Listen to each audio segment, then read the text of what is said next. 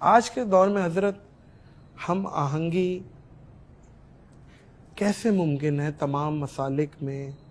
علمی اختلاف اپنی جگہ رکھ کے، لیکن ایک پیج پہ ایک دوسرے کو سمجھنا، ایک دوسرے کی بات سننا اور امن و امان کی صورت قائم رہنا کیسے ممکن ہے؟ دیکھیں نادر بھائی، دنیا میں ایک مذہب موجود ہے جس کو عیسائی مذہب کہا جاتا ہے۔ ٹھیک ہے، وہ ہمارے نبی کریم صلی اللہ علیہ وسلم کو نہیں مانتے۔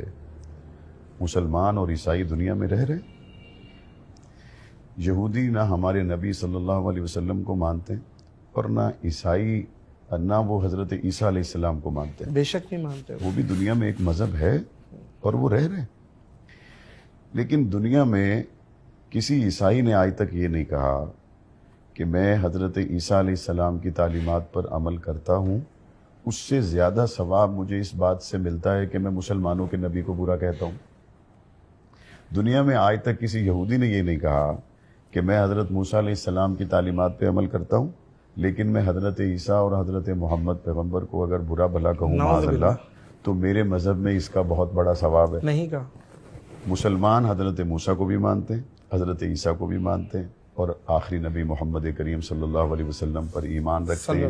حضور خاتم الانبیاء ہیں، خاتم المعصومین ہیں، خاتم الرسل ہیں۔ بے شک حضور کے بعد جبرائیل علیہ السلام کسی انسان پر وحی لے کر نازل نہیں ہو سکتے۔ یہ امت مسلمہ کا مسلمہ متفقہ عقیدہ ہے، قطعی عقیدہ ہے۔ بے شک۔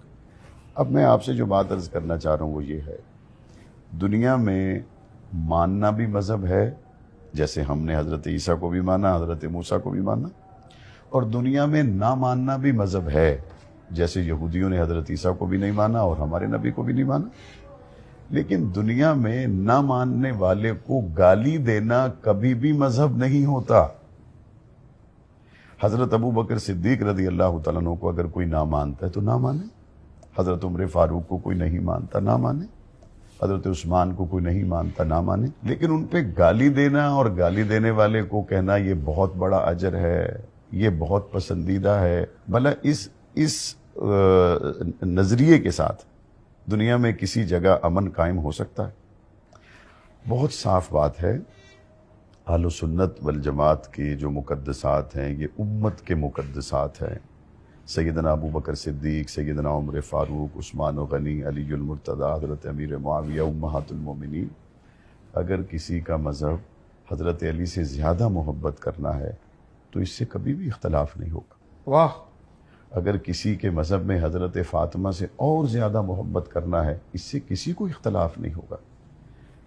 ہمیشہ دل آزاری تب ہوگی جب کوئی آدمی حضرت علی سے، حضرت فاطمہ الزہرا رضی اللہ تعالیٰ عنہ سے اظہار محبت کرے اور حضرت ابو بکر صدیق رضی اللہ تعالیٰ عنہ پر معاذ اللہ لعنتیں کرے۔ اللہ اکبر۔ اہل سنت کی طرف سے تو کبھی اختلافی بات ہو ہی نہیں سکتی، کیونکہ حضرت علی رضی اللہ تعالیٰ عنہ ہمارے ایمان کا حصہ ہیں۔ ایمان کا حصہ، کیا بات! حضرت اماں فاطمہ الزہرا ہمارے ایمان کا کیا حصہ۔ بات ہے، کیا بات ہے! اور اماں فاطمہ الزہرا کی اماں خدیجہ اور اماں عائشہ ہمارے ایمان کا حصہ۔ بے شک امہات المومنین، امت کی ماں، بے شک کی ماں۔ ایسے ہی، بے شک ایسے ہی۔ حضرت کیا خوبصورت بات ہے بھائی، واہ! بہت مزہ آ رہا ہے۔